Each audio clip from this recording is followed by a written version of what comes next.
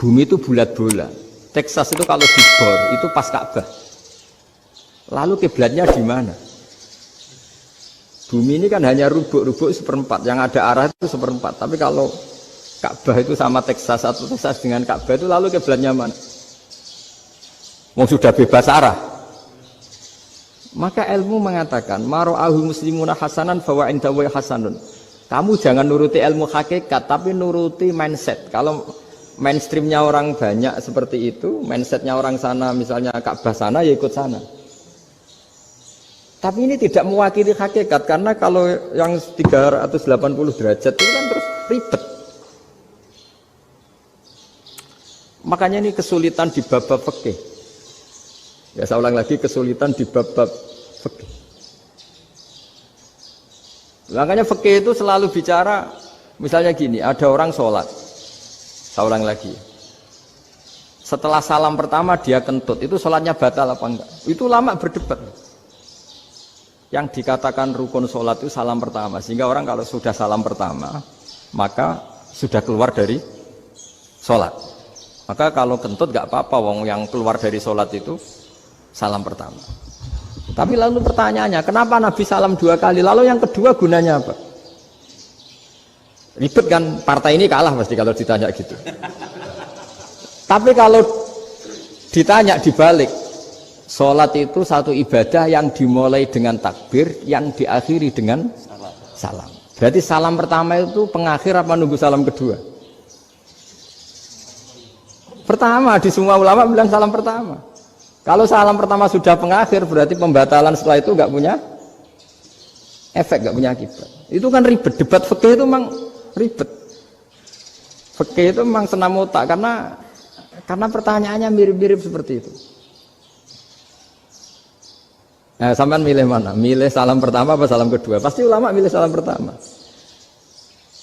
Jadi anehnya fikih itu di situ. Misalnya orang mati, takbir itu berapa kali? 4 kali. Andai kan takbir 5 kali itu batal apa enggak? Satu ulama mengatakan 5 kali itu batal. Karena rukunnya sholat jenazah itu takbir 4 kali. Berhubung ini rukun, kalau nambahi ke 5, berarti menambahkan rukun. Kayak kamu sholat, rukuk 2 kali kan batal. Sujud 3 kali, batal. Karena menambahkan apa? Rukun. Berarti kalau takbir 5 kali batal. Tapi pertanyaannya, takbir itu adalah wiridan biasa, sehingga kalau ditambahkan nggak punya akibat batal. Jadi perdebatan ulama itu kadang ya lucu. Kayak kemarin Pak Haris pas pertama bertamu ke sini mau ngundang saya, tak ceritain. Dulu sholat jenazah itu pasti mayit di depan. Karena lazimnya sholat jenazah itu mayit di depan. Tapi mulai dulu lama sudah berpendapat, andai kan jenazahnya di belakang pun tetap sah. Fa innal janazah laisat bi imamin. Karena jenazah itu tidak imam. Kenapa harus di depan? Oh, tidak imam kok harus di depan. Itu mulai dulu. Sehingga ketika Arab Saudi pernah mengalami tragedi, ada orang yang dibungkus kayak mayit, ternyata senjata. Setelah di dekat Ka'bah dipakai. Dulu tragedi tahun berapa itu? Pokoknya pernah ada tragedi itu. Semenjak itu Arab Saudi kalau ada orang mati tetap di kamar mayit, terus ada sholat jenazah. Padahal mayitnya di belakang yang jamaah. Jadi meskipun kita tidak akan bikin ajaran baru jenazah di belakang, ya tidak keren, kasihan kan. Tetap biasanya di depan ya di depan. Tapi meskipun jenazah ini di depan, kita tetap berpendapat andai kan di belakang tetap sah, tapi nggak usah dipraktekkan. Nah, pentingnya ilmu ini begini. Saya misalnya di Rembang, boleh nggak nyolati ghaib jenazah yang di Surabaya? Boleh kan? Padahal yang kita solati di belakang. Jadi ilmu itu penting. Cocok tidak cocok, nama ilmu itu penting. Terus ada gini lagi pertanyaan di fikih. Memang saya sengaja akan ngaji fikih. Kalau ngaji intelektualitas orang Muhammadiyah juara lah. Tapi ini ngaji fikih. Ada orang sarongnya itu pas sampai lutut. Kalau berdiri lututnya tertutup. Tapi nanti kalau ruko agak jengking lututnya terbuka. Itu batalnya nunggu ruko apa mulai takbir sudah batal? Padahal pasti nanti batal kalau ruko ini. Itu ada ulama yang mengatakan, ya batalnya nunggu ruko. Bagaimanapun terjadinya pembatalan waktu ruko. Ada ulama mengatakan, ya enggak, mulai awal sudah tidak sah itu, karena pasti ngalami batal. Nah, pertanyaan-pertanyaan seperti itu penting karena Lalu Allah menilai apa? Ya nilai niatnya. Misalnya gini, kalau contoh itu mungkin Anda tidak tertarik, tapi contoh begini. Kita mau operasi jam 10 siang. Kita tahu kalau nanti 10 siang akan divonis medis harus makan karena mau berobat. Malamnya itu kalau kamu orang soleh, bayangkan kamu orang soleh. Kalau tidak orang soleh kan tidak punya komitmen. Kamu milih niat puasa, apa enggak jam 10 mesti mokak menisan raposo. Kamu orang soleh. Kalau kamu orang soleh pasti milih puasa karena ini Ramadan. Meskipun nanti jam 10 pasti disuruh batal sama dokter. Setidaknya kita berpikir gini, nak mati jam itu paling enggak ditulis saya sebagai orang yang puasa.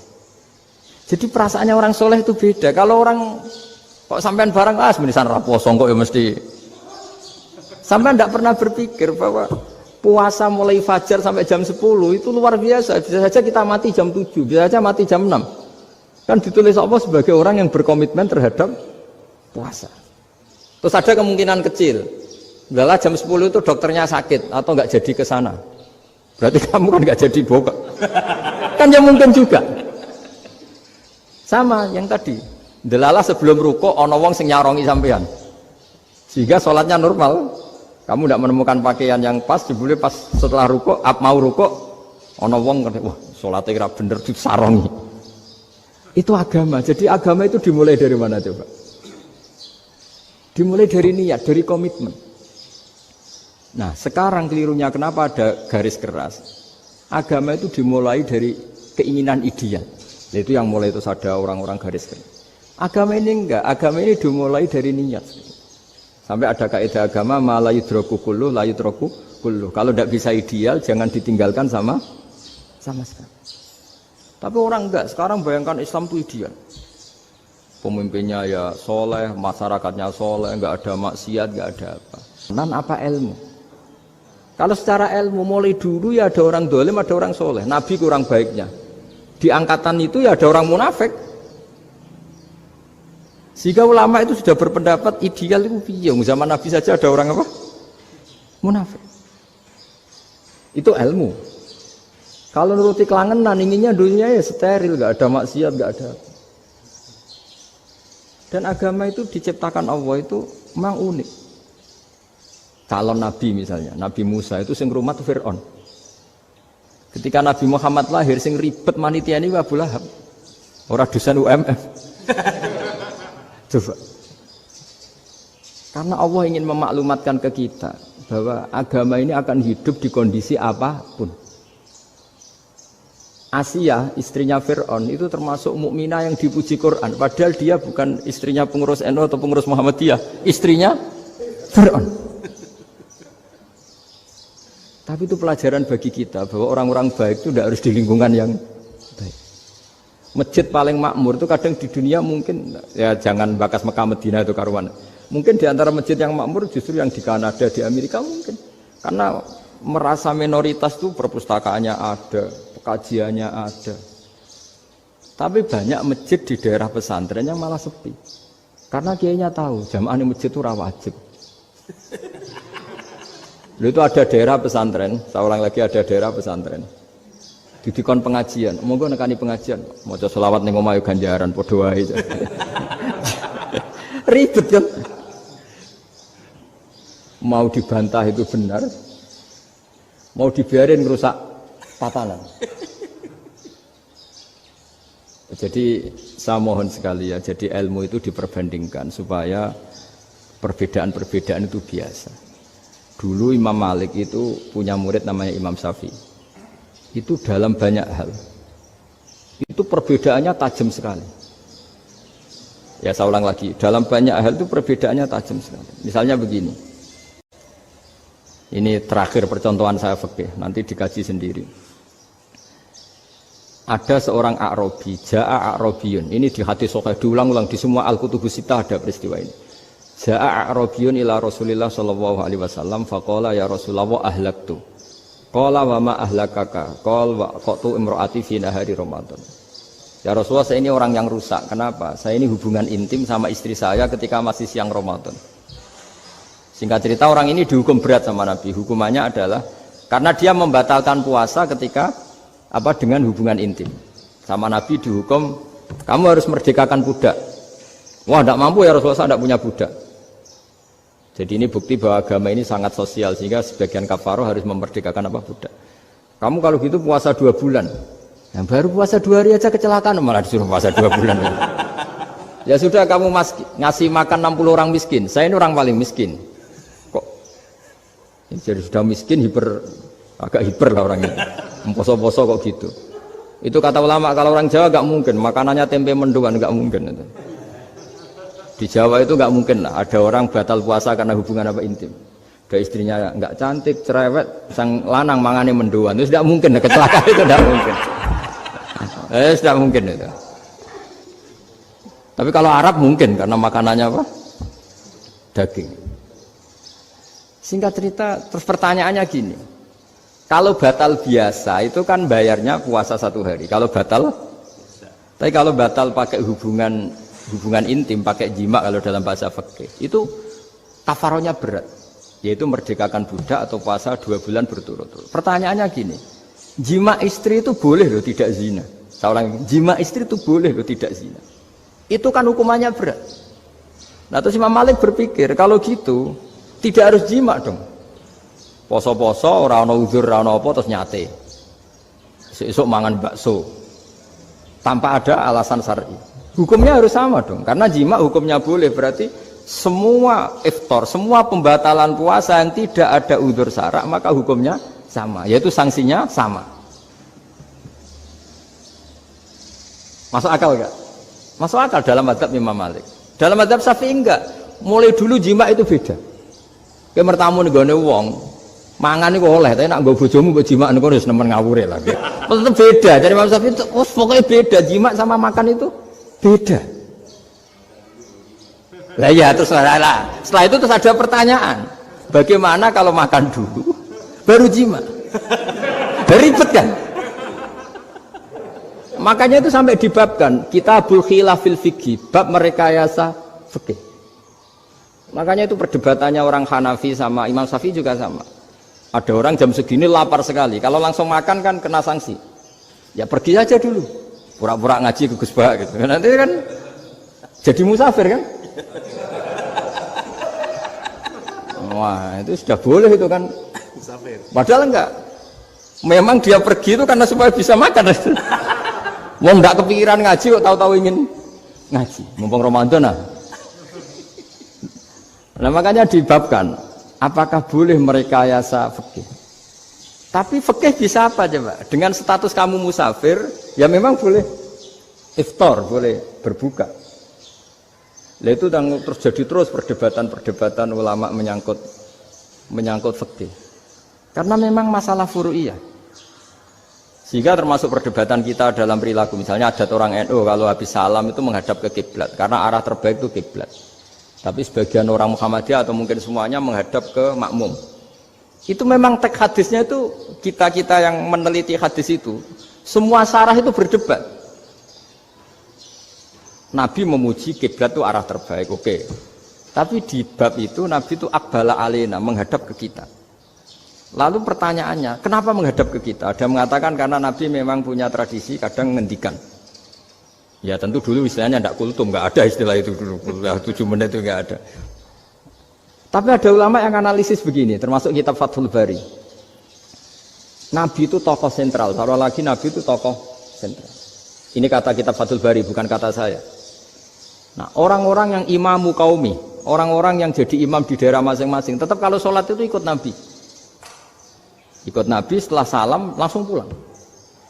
Jadi sebetulnya salam langsung pulang itu ada sejarahnya, karena dia mau jadi imam di daerahnya. Nah, tidak kebayang kalau Nabi itu madhep kiblat. Kalau Nabi madhep kiblat, orang yang masbuk, yang barusan datang, pasti langsung usolli, misalnya fardhul isya'i misalnya, terus makmum Nabi, padahal Nabi sholatnya sudah selesai. Jadi intinya gini, kata Fathul Bari, imam setelah salam itu harus bikin gerakan atau omongan atau apa saja yang menunjukkan kalau sholatnya selesai. Di antara gerakan itu adalah beliau harus menghadap ke hadirin atau menghadap ke utara atau apa saja yang penting menunjukkan kalau sholat ini sudah selesai. Itu fikih. Jadi fikih itu cara menganalisis itu memang unik. Karena kalau Nabi tetap seperti itu, posisi pancet seperti itu, maka orang yang baru datang mengira Nabi masih sholat. Nah, pertanyaannya kalau mereka sudah takbir, malah sholatnya tidak sah. Kenapa tidak sah? Menggantungkan sholat atau mengikatkan sholatnya dengan orang yang sudah tidak sholat. Jadi menjadikan orang yang nggak sholat sebagai imamnya, kan nggak boleh. Maka Nabi harus memaklumatkan dengan gerakan itu bahwa beliau sudah tidak sholat. Karena orang datang dari berbagai daerah. Jadi nganalisis fikih, fiqhul hadis namanya. Itu ulama itu mau tidak mau debat. Karena pertanyaannya itu kenapa? Ya memang mau apa? Karena yang namanya sosial itu yahtamilu muhtamilatin, ada sekian kemungkinan. Makanya dalam madzhab istimbat itu, ketika Nabi sedekah pakai tamer, pakai kurma, itu ulama mesti ngitungnya tuh kut. Kut itu makanan pokok. Sehingga Imam Syafi'i mengatakan kalau di Indonesia pakai beras misalnya, karena kutil balat Indonesia itu beras. Oke, Imam Syafi'i mainstream. Tapi ketika era Yusuf Qaradawi di Al-Azhar di Mesir sana, ulama-ulama mulai usil. Sama sih ingat Mbah Mun sering gejlokan, lah iya petani gabah, petani padi wis melarat wajib zakat. Petani cengkeh, kakao, suga-suga ra wajib zakat hanya karena yang ditanam tidak makanan pokok. Jadi mulai ada ulama mulai gerah lah, kalau bahasa politiknya mulai gerah. Yang petani miskin gara-gara yang ditanam padi wajib zakat. Yang orang-orang di sana misalnya di Sulawesi karena tanamannya kakao atau cengkeh tidak wajib zakat karena bentuknya tidak makanan pokok. Geger kan di Al-Azhar geger. Akhirnya hampir semua ulama berpendapat ya sudah sekarang ketika Nabi menzakati makanan pokok itu jangan dihitung sebagai makanan pokok. Wa mimma akhrajna lakum minal ard. Apa saja, ma itu apa saja. Makanya kata Yusuf Qaradawi, ma itu apa saja. Makanya semua tanaman yang menghasilkan uang itu wajib zakat. Nah, masalahnya kitab-kitab Syafi'iyah itu sudah mamlu'ah, sudah penuh dengan penjelasan misalnya fala zakata fil khadrawat, maka enggak perlu zakat untuk kayak kangkung, semangka dan sebagainya. Nah, lalu kiai-kiai angkatan modern kayak Mbah Mun itu sering dapat masukan. Saya pernah dengar sendiri, Yai, saya ini punya sawah 1 hektar, tak tanamin padi, itu enggak pernah kaya saya. Sekarang tak tanamin kangkung malah saya kaya, karena tiap 3 hari panen tak kirim ke Jakarta. Itu orang Indramayu yang tanya. Jadi tanam padi gak pernah kaya, tanam kangkung kaya. Nah, karena dia orang soleh, kalau zakat boten. Mau diwajibkan zakat tidak makanan pokok, mau tidak wajib dia kaya. Semenjak itu perubahan di Indonesia ikut. Akhirnya ada zakat, pokoknya asal tanaman yang 1 nisab ya wajib zakat. Masih ada debat lagi. Ketika nanam ingin dipanen, itu dia petani apa pedagang? Karena nanti perdebatannya ikutnya zakat zuruk, zakat tanaman apa zakat pedagang. Kalau sampean nggak pernah debat berarti sebenarnya Anda ada dosen Islam ini. Dosen udah pernah diskusi fikih apa? Islam. Karena saya berkali-kali punya tamu itu begini, Gus saya ini pedagang melon. Tapi dia penanam melon. Jadi pedagang yang agak ingin badi banyak itu caranya gini Pak Rektor. Saya misalnya pedagang melon, daripada saya kulak di pasar atau dari petani sudah mahal, nyewa tanah sekian hektar terus ditanami melon. Setelah berhasil ini dia zakatnya tanaman apa zakat pedagang? Karena dia nanam itu mentalnya sudah pedagang. Padahal nanti zakatnya beda kan? Yang 2% yang 1 rubul usur sama nisul usur sama usur, 1/10 sama 1/20. Kalau zakatnya zuruk kan 1/10 atau 1/20. Yang 1 rubul usur, kira-kira 2,5. Saya ulang lagi ya. Jadi di era modern itu kita jadi bingung, pedagang tapi gayanya petani tapi hakikatnya. Jadi gampangannya gini ya, kalau saya pedagang beras, kok saya kaya raya. Itu mendingan nyewa sekian hektar untuk ditanamin padi ya daripada tengkulak, daripada beli. Akhirnya perdebatannya ini zakatnya pakai apa? Misalnya tebu, misalnya petani tebu. Oh jelas kalau jual nanam tebu itu ingin dijual. Masa apa tiga es tebu berhektar-hektar. Lah kira-kira kalau menurut jenengan ini zakatnya zakat apa? Tijarah apa zakat tanaman? Mentalnya tijarah, mentalnya pedagang. Nah ini saya hanya mau cerita. Khilaf kadang-kadang orang angen-angen. Khilaf itu nggak mungkin enggak. Ya sama seperti NU dan Muhammadiyah selalu khilaf awal Ramadan. Itu memang nggak bisa nggak khilaf. Misalnya begini, saya beri contoh ya. Karena kadang yang khilaf juga nggak pernah belajar. Lucu kan? Tak beri contoh ya. 2001 itu abad keberapa coba? Tahun 2001. Abad 21 abad 20? Abad 21. Jadi meskipun terpaut 1 tahun, padahal abad itu 100 tahun. Nah, pikirannya orang-orang Muhammadiyah seperti itu. Hilal kalau sudah melewati garis ufuk, meskipun setengah derajat atau 1 derajat itu sudah ikut bulan berikutnya. Sehingga ya sudah, meskipun sekian derajat sudah dianggap Ramadan. Nah, pikirannya orang NU enggak. Harus ru'yah bil fi'li. Itu sebetulnya lagi-lagi sebenarnya enggak masalah NU dan Muhammadiyah, itu di kitab-kitab ya seperti itu. Kita ini enggak biasa goblok ya. Artinya kita yang keluarga kiai tahunya kunut mazhab Hanafi, enggak kunut mazhab Syafi'i. Tapi tahu-tahu ini mazhab NU, ini mazhab itu aneh itu menurut kita ini anggap apa?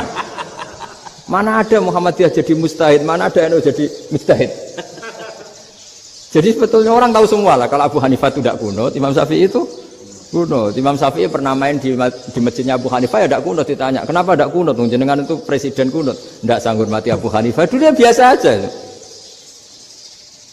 Sekarang geger, ya karena tidak punya kegiatan. Sebenarnya itu nggak masalah, mulai dulu biasa. Saya teruskan ya. Nah, menurut mayoritas ulama nunggu ru'yah bil fi'li. Ru'yah bil fi'li itu gini. Mata telanjang bisa melihat karena agama ini menggantungkan perintah itu sama melihat. Kalau kamu tidak melihat itu bagaimana kena hukum? Ibarat gini, Pak Rektor datang ke rumah saya tapi saya nggak tahu. Kena nggak saya hukum harus menghormati? Dia datang nggak sembunyi-sembunyi. Saya kena hukum harus menghormati ya kalau melihat, kalau enggak ya enggak. Tapi Pak Rektor tetap bilang, tapi saya hakikatnya datang, jadi saya datang saja. Itu kan ribet. Akhirnya ya sudah, itu nggak ada khilaf sampai mati ada khilaf karena yang satu menggantungkan hukum itu digantungkan sama tahu. Kalau tidak tahu ya, misalnya baju saya ini hakikatnya ada najis, pas sholat saya tidak tahu. Sholat saya sah apa enggak? Sah. Karena hakikatnya, ya memang saya tidak tahu. Tapi hakikatnya ada najis apa enggak? Ada. Ya sudah, itu sama-sama masuk akal. Ada lagi khilaf yang senam otak. Fasyamu salasati ayamin fil haji wa sab'atin idza raja'tum. Singkat cerita ada satu pelanggaran haji yang kata Allah kafarohnya itu puasa 3 hari sama 7 ketika kamu pulang, idza raja'tum, ketika kamu pulang. Dalam mazhab Syafi'i yang namanya pulang itu yang haji sudah sampai rumah. Di mana-mana pulang itu ya sampai rumah. Dalam mazhab Abu Hanifah enggak, ketika orang sudah balik kanan dari Arab Saudi, dari Mekah, ya namanya sudah pulang. Misalnya gini, ini Pak Rektor pamit saya, Pak Haris. Gus, Pak Haris mana? Ya sudah pulang kata saya, padahal sampai pandangan belum sampai depan. Tapi bagi keluarganya belum pulang. Lah lalu idza raja'tum ketika pulang itu bahasanya siapa? Bahasa istrinya apa bahasa yang ditamoni? Kamu ditamoni orang, terus tamunya mana? Sudah pulang. Tapi tanyakan istrinya, belum pulang. Khilaf-khilaf gini kok jadi geger itu kan goblok banget maksud saya itu. Jadi biasa, gitu itu biasa. Jadi ya karena memang ini bukan masalah akidah, ini masalah furu'iyah, masalah fikih itu masalah furu'iyah. Mau tidak mau harus beda. Misalnya di sholat juga gitu. Wa ayyuku udin ko adal musolli sokat sholatu. Duduk dengan gaya apapun itu sholatnya sah. Jika sampean kalau haji atau umroh, orang Arab itu jenenge duduk ngenak awak di kursi. Duduk sopan ya hanya orang Indonesia loh. Kalau sholat tuh masih duduk ala orang tahiyat. Kalau sampean di Mekah, duduknya pakai apa coba? Kursi kan? Oh enak sholat duduk. Karena memang takbirnya di fikih dengan duduk gaya apa saja sah. Makanya sengenak awak duduk di kursi. Ribet kan? Mau tidak disahkan itu namanya duduk. Mau disahkan masa iya sowan Allah kok duduk santai-santai gitu. Tapi mau apa? Ini fikih. Ya saya ulang lagi ini fikih. Fikih itu ya sudah ini fikih. Makanya kalau ulama berdebat misalnya Abu Hanifah berpendapat sholat itu wajib baca Fatihah pasal Quran. Dalam mainstreamnya ya Fatihah karena la sholata liman lam yaqra' bi Fatihatil kitab. Tapi cara Abu Hanifah enggak. Faqra'u ma tayassara minal Qur'an. Bacalah apa saja yang mudah bagi kamu. Asal itu Quran. Sementing gak gending Jawa, gak nyanyi lah gitu. Ya sudah mau apa coba? Jadi ya susah memang kalau fikih itu ya sudah seperti itu. Ada lagi yang masih ekstrim misalnya. Yang namanya menyembelih hewan itu gimana coba? Dari hidup ke mati, apa pasti mati disembelih? Cara madzhab Imam Syafi'i yang namanya menyembelih, itu penyembelian harus menjadi sebab kematian. Itu yang sah. Seorang lagi, penyembelian menjadi sebab kematian yang syar'i. Sehingga beliau mensyaratkan hewan yang disembelih ini masih punya hayatun mustaqirrah, punya kehidupan yang normal. Sehingga kalau nggak disembelih ya hidup. Sehingga kalau ada hewan ketabrak truk kejet-kejet, mesti mati ini buat sembelih. Itu nggak sah, karena nggak usah disembelih ya wes mati kan. Karena ini hanya nunggu koordinasi Israel kan, dia kejet-kejet itu kan prosedur itu. Tapi tidak disembelih pun mati. Tapi cara madzhab Malik enggak. Pokoknya anggere jek duwe nyawa jenenge kewan urip. Dengan kamu sembelih berarti matine mergo mbok sembelih. Meskipun nanti ya enggak usah disembelih ya mati. Coba hitung secara ilmu matematika. Kalau enggak disembelih hidupnya 5 menit. Gara-gara kamu sembelih hidupnya langsung mati.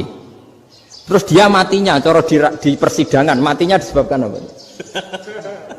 Disebabkan disembelih apa kecelakaan? Loh, ya debat toh kamu. Sama-sama UMM aja debat.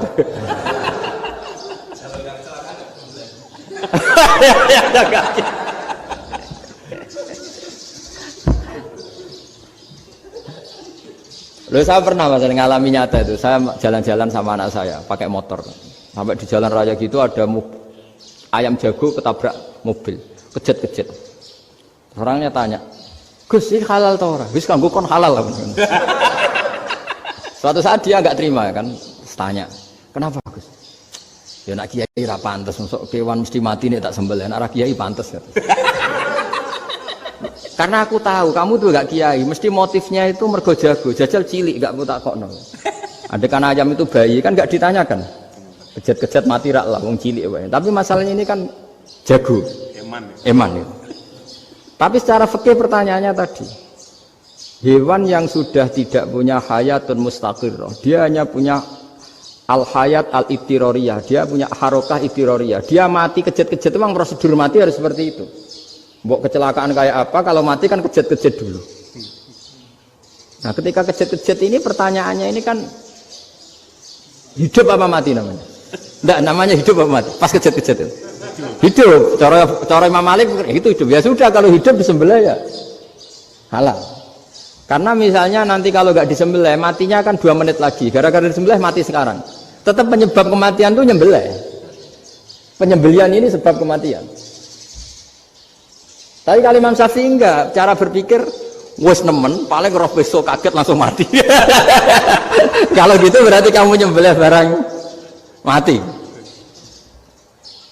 Jadi fikih itu kadang unik. Makanya ketika ngitung fikih itu unik ya. Orang keluar mani wajib apa? Mandi kan. Terus Imam Syafi'i ditanya, kenapa kalau orang kelahiran juga harus mandi? Namanya nifas. Fa innal walada waliyun munakidun. Ya, anak ya mani yang menggumpal. Bedanya apa anak dengan mani itu? Jadi fikih itu kadang lucu. Di rumah-rumah tenan juga lucu. Keluar mani wajib mandi. Berarti kalau keluar anak ya wajib mandi karena hakikatnya anak adalah mani yang mengkristal. Susi ono sudah dosen macam-macam itu kan hakikatnya mani. Itu fikih. Nah terus ditanya, kenapa kalau lahir langsung mati tidak wajib disolati? Ya jawabannya Mas Syafi'i lucu. Di mana-mana sholat tuh nyolati mayit. Yang namanya mayit itu pernah hidup terus mati. Kalau itu ndak mayit ya sudah. Jadi kadang, nah iya kan disebut sholat mayit. Yang namanya mayit itu apa? Pernah hidup. Nah ini kan tidak pernah hidup. Maka ya sudah seperti itu. Jadi nggak khilaf itu nggak mungkin.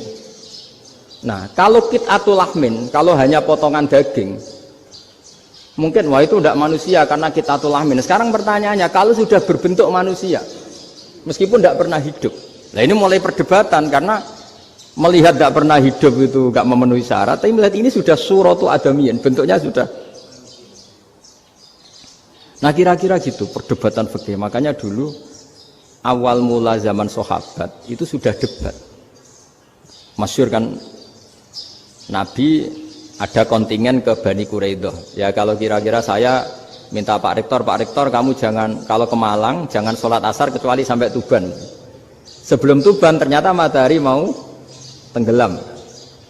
Terus Pak Rektor milih, wah sudah sholat di Bulu. Padahal belum Tuban. Padahal saya bilang jangan sholat asar kecuali di Tuban. Yang Pak Haris enggak, tetap sholat di Tuban meskipun matahari sudah tenggelam. Karena Nabi menyebut Tuban. Singkat cerita, zaman itu kan Bani Quraidah. La tusolliyanal asra illa fi Bani Quraidah. Kalian semua jangan sholat asar kecuali sampai Bani Quraidah. Ternyata di tengah perjalanan matahari sudah mau tenggelam, kira-kira kurang 2 menit atau 3 menit. Sahabat-sahabat, sudahlah kita sholat asar di sini. Kalau sampai sana pasti sudah tenggelam. Separuh sholat. Yang separuh enggak, kata Nabi harus di Bani Quraidah. Ya sudah nunggu di Bani Quraidah meskipun matahari sudah tenggelam. Sehingga kita dua kelompok ini matur, ya Rasulullah kita ngalami ini perdebatan gini-gini. Di semua riwayat di hadis-hadis sahih disebut falam yu'annif wahidan minhuma. Nabi tidak menyalahkan salah satunya atau enggak menyalahkan dua-duanya. Itu bahasa Indonesia juga ribet, yang benar gimana itu? Enggak menyalahkan salah satunya, apa enggak menyalahkan dua-duanya? Gimana bahasa benernya? Salah satunya. Salah satunya itu dua-duanya? Ya. Enggak, kalau bahasa Indonesia tidak menyalahkan Kedua-duanya. Kedua-duanya apa salah satunya yang benar? Kedua-duanya. Kedua-duanya. Bahasa Indonesia itu ya kadang ruwet ya. Orang pinter kayak Pak Habibie itu namanya ya orang luar biasa. Nanti sekolahnya orang-orang idiot itu ya sekolahan luar biasa. Orang pinter banget bahasa Indonesianya ya luar biasa. Kalau sekolah untuk orang-orang yang idiot juga luar biasa. Jadi kalau dipuji luar biasa itu gak jelas ini luar biasa ya. Gak jelas kadang bahasa kita ini kadang ya gak jelas. Nah itu gak menyalahkan dua-duanya apa salah satunya? Keduanya. Tidak menyalahkan kedua-duanya. Misalnya dibahasakan gak menyalahkan salah satunya, benar apa salah? Benar. Benar, ya sudah benar semua. Jadi itu bukti bahwa ijtihad itu boleh. Seorang lagi bukti bahwa ijtihad itu boleh. Padahal ini jelas yang satu harus sholat asar, padahal matahari sudah tenggelam. Makanya diantara fikih unik itu begini. Saya ulang lagi fikih unik. Saya menyaksikan betul ketika ada orang tanya Mbah Mun saya ini Kopassus. Kadang latihan itu sampai waktu zuhur habis. Saya harus bagaimana? Jawabnya Mbah Mun itu unik. Sementing ojo ngosor sholat. Engkau ya ojo niat jamak. Atok kodok katanya. Singkat cerita terus orang ini diskusi sama saya karena ini ya alim pernah mondok.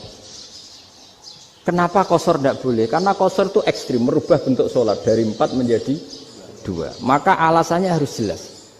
Harus jelas itu orang yang latihan di Kopassus itu kan dia sudah berasrama di situ. Berarti dia sudah tidak musafir karena asramanya di situ, sudah mukim. Kalau dia kosor itu merubah bentuk sholat dari 4 menjadi 2. Merubah itu ekstrim. Tapi kalau dia qadha itu hanya mengakhirkan sholat dari waktunya. Kira-kira kalau kamu jadi malaikat ekstrim mana? Merubah sama menunda? Ekstrim merubah kan? Karena 4 menjadi 2. Terus ojo jamak takdim tapi jamak takhir. Itu juga penting. Bagi pengkaji fikih itu penting. Kalau jamak takhir itu salah-salah sithik ora pati apa-apa. Kenapa? Kan mirip zuhur qadha. Kalau jamak takhir kan tapi kalau jamak takdim asar kok di waktu zuhur ekstrem mana? Perubahan takhir sama takdim itu ekstrem mana? Ekstrem takdim karena melakukan sesuatu belum waktunya. Belum waktunya. Jadi itu memang ya memang tadi kajian-kajian fikih itu memang unik. Karena bagi ahlinya, saya ulang lagi tapi ini saya ulang lagi bagi ahlinya. Makanya ketika Nabi menjamak sholat ketika nusuk, ketika haji itu kata Imam Syafi'i lis safar. Karena Nabi pergi jauh karena rumahnya Madinah. Tapi resikonya fatwa itu adalah orang Mekah nggak boleh jamak karena kawasannya nggak sampai 90 kilo lah kalau sekarang mungkin. Tapi kata Imam Malik nggak jadi nusuk sehingga orang Mekah pun yang haji ya boleh jamak karena alasan jamaknya karena nusuk, karena haji bukan karena jarak. Terus diteruskan lagi.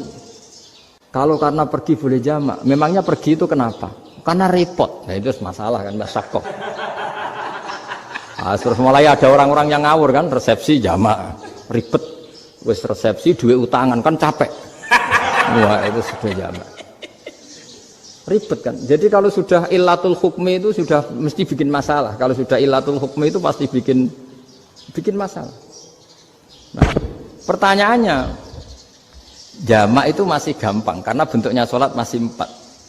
Yang ekstrim kalau qasar karena bentuk sholat 4 menjadi 2. Maka kata Mbah Mun pesennya nak kue ra mesti benere jika alasan itu tidak mesti benarnya.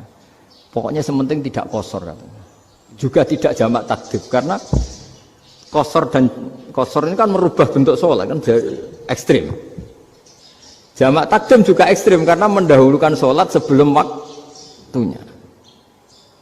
Kalau jamak takhir kan biasa, kalaupun salah kan mirip kodok. Ya mirip kodok biasa kan. Nah ini saya cerita, jadi fikih itu bagi ahlinya itu memang punya konsekuensi yang seperti itu. Makanya pertanyaannya misalnya bagaimana hukumnya penyembelihan lewat mesin? Ya ribet kan. Bagaimana nyembelih dari apa ini? Belakang. Saya baca di kitab-kitab nyembelih dari belakang itu ya hukumnya tetap boleh asal apa itu hulkum dan mari itu terpotong. Tapi pertanyaannya, jangan-jangan ayamnya sudah kaget dulu karena uratnya ini. Makanya perlu ditanya ahli medis, lah uratnya tercabut ini jangan-jangan sudah berstatus mati. Kan potensi ketika dipotong dari sini, potensi sudah berstatus mati. Makanya, nah kalau misalnya menyembelih dengan dibaca, plak gitu langsung mati juga. Itu tetap ada doktoh, dalam bahasa fikih doktoh. Dia terkaget, begitu, ada doktoh karena nggak bisa bernafas terus mati. Berarti kelangsungannya bangkai. Jadi orang yang pengkaji fikih itu ya seperti itu, memang itu yang ditekuni. Tapi kita sebagai orang awam ya tadi, nak sing kecelakaan itu wedhus, ayam jago ngeman, tapi nak pitik cilik ikhlas.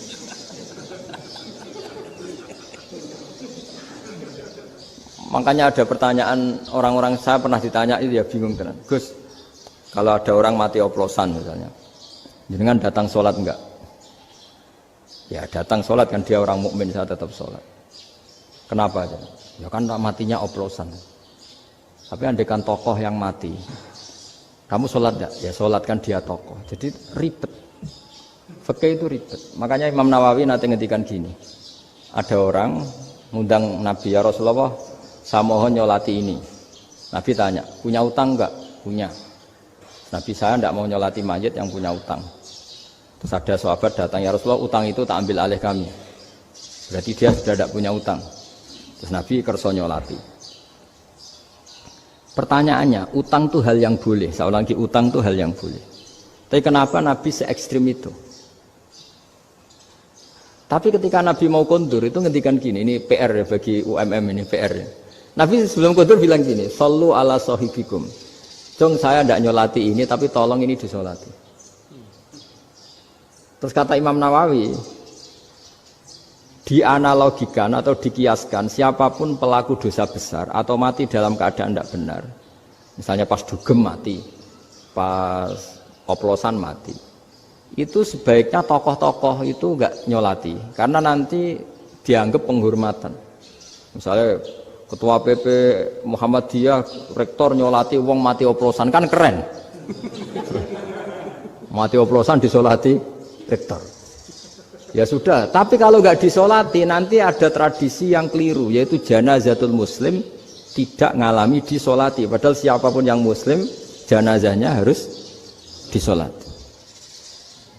Makanya setengah-tengah, ya rasa rektor lah, satpam, pokoknya kudu tetap ada yang sholat gitu. Itu kata Imam Nawawi. Jadi ketika ada orang mati nggak benar, itu sebaiknya tokoh-tokohnya nggak ikut nyolati, tapi awamun nas, orang kebanyakan ikut sholat. Jadi fikih itu agak jelimet karena tadi ketika tokoh ini nyolati, pertanyaannya bedanya apa mbek sing mati ning masjid mbek mati oplosan? Karena sama-sama semua orang nyolati, kan tidak ada sanksi sosial itu. Tapi ketika nggak disolatkan sama sekali, wah lebih parah lagi. Ini ada janazatul muslim tidak disolati. Sehingga kata Imam Nawawi, ini hebatnya Nabi tengah-tengah. Jadi Nabi kundur, jong saya tidak nyolati, tapi shollu ala sahibikum. Ya tapi ini kamu harus nyolati. Kata Imam Nawawi, orang yang mati bunuh diri, orang yang mati oplosan, orang mati secara enggak benar itu asal dia muslim tetap wajib disolati karena sholat ini hakul muslim. Kan seorang muslim diantara haknya apa? Ketika mati dikafani, dimandikan, disolat. Tapi ini masalahnya matinya pas murtakibul kabiroh, pas melakukan dosa besar. Dan itu sebab kematiannya. Kalau dia oplosan, kan sebab matinya karena oplosan. Ya kan terus ribet. Mau disolati oleh, apalagi misalnya kita ketua ulama, kemudian terkenal wali, wah keren, mati oplosan disolati wali, kan ribet kan. Nanti yang repot malaikatnya. Itu ya, ini yang nggak kata bahaya. Saya pernah baca kitab itu yang repot malaikatnya. Itu ada yang bilang gini, orang yang punya hutang itu pasti nanti hisabnya berat, diaudit malaikat sampai bisa nyaur hutangnya. Sementara malaikat kena konstitusi, kalau Nabi mendoakan harus mustajab. Ini kan ada dua hukum yang berlawanan. Sekali Nabi berdoa, Allahumma ighfir lahu warhamhu, itu harus dituruti malaikat. Nggak boleh doanya Nabi nggak dituruti malaikat. Sementara aturan Islam juga harus dituruti, bahwa orang yang punya hutang harus tersandra oleh hutangnya. Tapi nak sing dunia Pak Haris kan, nggak TNO, nggak ngefek gitu. Jadi misalnya Pak Haris dungo sampai nangis semua maghfir lahu kan, nggak ngefek. Malaikat nggak itu, nggak sudah lah Ustaz. Tapi kalau Nabi yang berdoa kan harus dituruti. Ini masalahnya kan itu. Nah kalau diturutin berarti hutangnya harus bebas. Padahal secara aturan harus tersandra karena punya hutang. Dan nanti sama kalau yang mati oplosan ini yang doain wali, kok wali sampai Allahumma ighfir lahu, doanya wali kan harus terkabul. Sementara secara hukum dia harus kena sanksi karena oplosan tadi. Daripada ngerepotno malaikat, sudahlah wali-wali ini tidak usah ikut nyolatin. Yang nyolati ya orang-orang nggak jelas ini, sehingga kan malaikat kan santai aja kalau mau nyiksa. Loh tapi kan sudah didoain, nggak ngefek. Karena doanya orang-orang nggak penting. Itu ada tuh di sarah Muslim itu. Di sarah Muslim di bab ketika Nabi ngintikan babu qauli Rasulullah sallallahu alaihi wasallam, shallu ala sahibikum. Jadi belajar fikih itu asik. Karena tadi harus dipelajari. Kalau enggak, ilmu ini hilang. Terus nanti takutnya lagi ilmu fikih itu direduksi sosial. Terus misalnya gini, pepe wong cilik wae kiai-kiai ra gelem nyolati. Orang melihatnya ini karena yang oplosan wong cilik om larat ra disolati. Jajal bupati ya disolati, mergo amplopnya gede-gede kan terus ruwet kalau dianalisis itu kan ruwet. Makanya kenapa saya harus ngomong fikih supaya semuanya itu enggak didudukkan urusan sosial itu. Nah kalau semuanya didudukkan sosial kan sentimennya sentimen sosial, ribet. Padahal yang sering mati oplosan itu kan ngomong cilik gitu loh, karena tadi kalau wong sugih kan pakai whisky yang mahal yang insya Allah tidak mati kan gitu. Yang mati kan ya mergo pertos macam-macam itu kan. Artinya ini kalau nggak diterangkan secara fikih, kiai-kiai yang nggak datang dikira masalah sosial kan. PP salam tempel era gede terus nggak datang kan terus jadi ribet. Ya makanya ini apa lewat pengajian ini supaya sampean lebih tahu ya bahwa khazanah Islam ini kata beberapa ulama kafatal linnas, maknanya semuanya, sehingga Allah akan mentakdirkan kajian Islam akan ada di seluruh dunia. Jadi kenapa IAIN marak di Indonesia, UMM, Universitas NU banyak, karena agama ini kafatal linnas, tidak miliknya orang Arab tapi milik semua. Orang alimnya juga gitu. Ketika ada liga alim seluruh dunia, itu orang Indonesia, orang Afrika, ya selalu ada orang alim yang kelas dunia. Seperti dulu ada Imam Bukhari, itu as-sakhul kutub ba'da kitabillah. Kitab terbaik setelah Quran itu Bukhari. Padahal dikarang oleh orang Uzbek. Kata siapa? Islam As-Sobyan, ada orang Arab ngakui kalau kitab paling sahih itu Bukhari. Mekah Madinah pun ngakui kalau kitab paling sahih Bukhari. Padahal pengarangnya ada orang Arab. Orang mana? Uzbek. Imam Ghazali yang diakui seluruh dunia itu Atos itu ikut Persia. Juga bukan orang Arab. Sibawayh, jadi orang Persia. Nah ini yang belum ada orang Malang ini, tinggal PR ini. Ya, nyusul ya, ya Sarah kita